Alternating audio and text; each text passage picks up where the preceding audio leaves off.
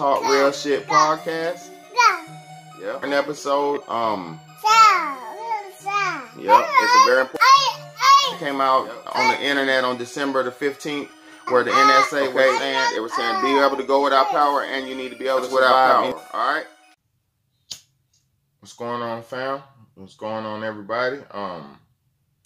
This is your boy Big Bayday, and this is the Real Talk Real Shit podcast. And as always, I got groundbreaking, world-changing, up-to-date, before the ahead of the curve news. You know what I'm saying? I keep it ahead of the curve. I try to stay extra relevant so I can know what's coming. You know what I'm saying? If you don't know what's coming, you don't know how to prepare. You know what I mean? You got to stay current in this world. You got to stay up to breast. You got to stay in the game. You got to stay in the loop, because if not, you're going to fall off. You know what I'm saying? Today, I'm talking about your motherfucking boy Trump.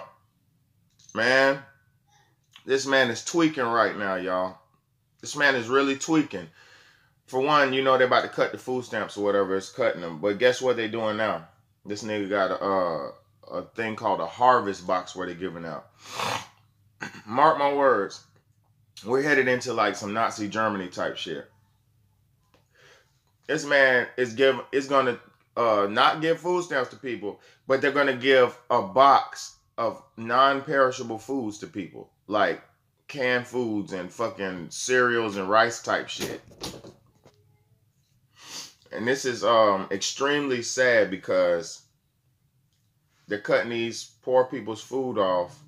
They're cutting their resources off, and they're going to disrespect them by giving them a ration box. And they call it a harvest box. And guess what? It ain't harvesting shit, because it ain't no fresh vegetables or fresh fruits in there. It's all non-perishable items, like canned goods and shit. The shit people don't even want anyway. And this boy Trump is going to do that to the American citizens. He's taking away the option of them buying what they want for their bodies and their families, to now giving them what the fuck they feel you can deserve or feel you need for your body. Like, it's about to be fucked up. They're giving out ration boxes. But y'all check this video out. I got the video attached right after this. Y'all check it out. Comment on the bottom and let me know what y'all think, man. Let me know what y'all think, because it's not no joke. It's not a game. What's coming to us is coming at our heads. You know what I'm saying? If we ain't prepared for what the fuck going on, we will perish. If you're not prepared, you'll perish. You know what I'm saying? But it's your motherfucking boy Big Bayday. Check the video out. Like the button. Subscribe to the channel. Hit the share button. Spread the message, because this shit is serious. Appreciate y'all always. As always, I appreciate y'all. It's your motherfucking boy Big Bayday, and this is the Real Talk Real Shit podcast. Tune in.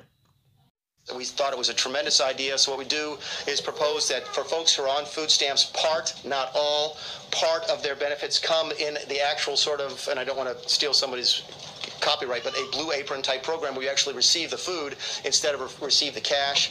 It lowers the cost to us, because we can buy prices at wholesale whereas they have to buy it at retail. It also makes sure that they're getting nutritious food, so we're pretty excited about that. That's a tremendous cost savings.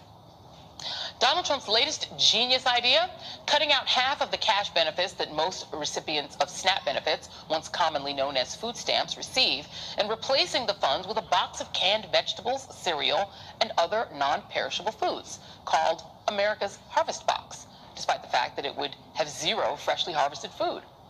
The administration claims the box will somehow improve beneficiaries' nutrition and at the same time slash costs to the tune of $12 billion a year. Joining me now is Tom Colicchio, food policy activist, chef, and owner of Crafted Hospitality. And on the phone with us is Bishop William Barber, president of Repairers of the Breach. And Tom, I'll come to you first. Their idea is to essentially slash the benefits to SNAP in half, essentially. In 2019, it would be a $17.2 billion program. In 2019, they would slash $213.5 billion. They would add work requirements. They would limit eligibility. They would end a nutrition education program. And then they would add costs by having to deliver this box of unperishable food. Right. In your view, is this a good idea? No, this is just an assault on the poor. You know, this Trump administration, they have this obsession with all things Russia. This is like 1960 Soviet era, policy. The idea that these small government Republicans are going to actually replace a public-private partnership, free market enterprise with a bureaucracy that is somehow going to package 16 million meals or 16 million boxes per month and save money.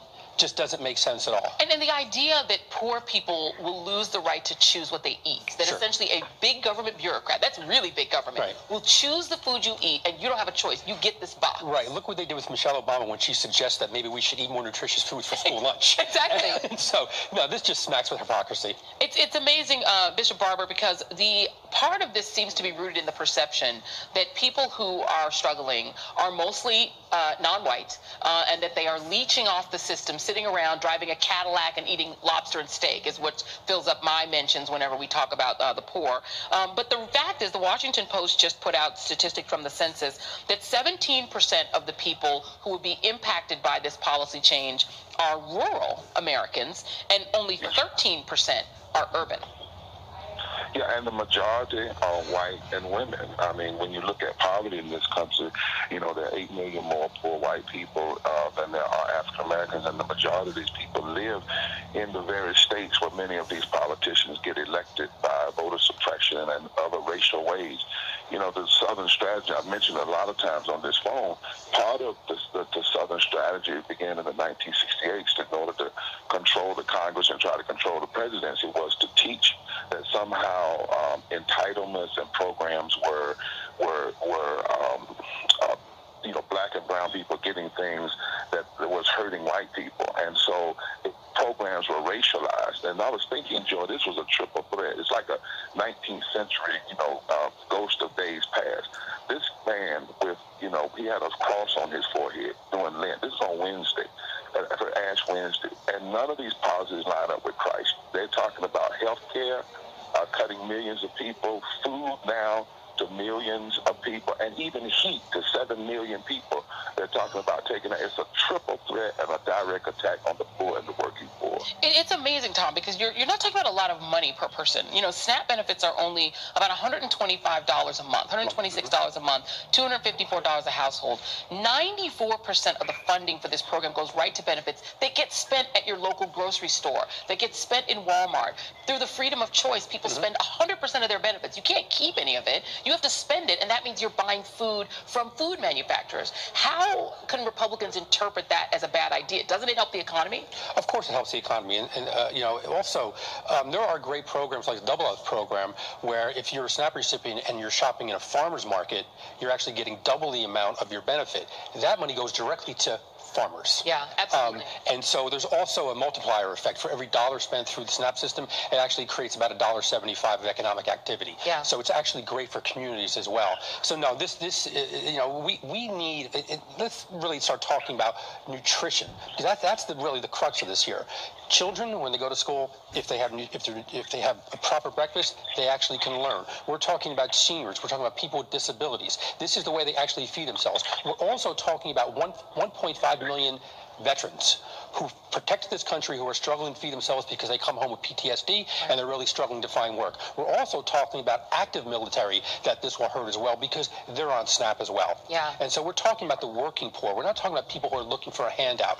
We're talking about children, seniors, people with disabilities, and people that are working. Working minimum wage or at Walmart. Exactly. And so this is just a terrible idea. We actually need to increase the benefits of SNAP so people can actually afford healthy food. Yeah. Because right now we have about $200 billion of healthcare costs that are associated with poor diet because people can't afford nutrition. Yeah. They can afford calories, but they can't afford nutrition. That's an excellent point. And you know, Bishop Barber, you work a lot in the rural communities in North Carolina. I mean, what happens if they're also cutting the post office and want to cut that back? What happens if someone's box doesn't get delivered? What happens if it's out in the rain and gets wet? What happens if the children in the household are allergic to what's in the box?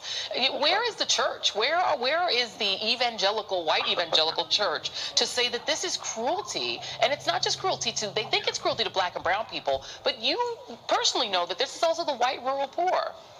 Well, all over the South and other places, the homeless, whether it's in Seattle, Washington, where there are homeless people in the harbors, or whether it's in Alabama, whether it's in North Carolina. And I think the so-called evangelicals are where they normally are. They're not with Jesus.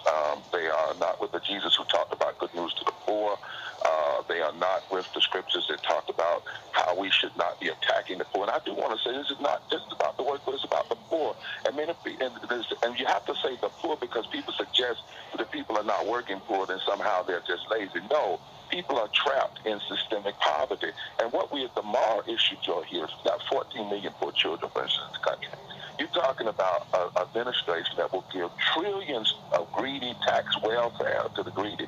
They will give billions to banks and say banks are too big to fail and give them billions, and then put billions in a wall, but then they want to give boxes to the poor and to the working poor. I mean, it's so immoral. It's a contradiction to our scriptures, a contradiction to our Constitution, the establishment of justice and the promotion of the general welfare. But then, Joy, there's another thing, lastly, and I want to say this deeply from a moral perspective, and that is the question before America. How much have you had to dehumanize yourself in order to use power in such ways to dehumanize others?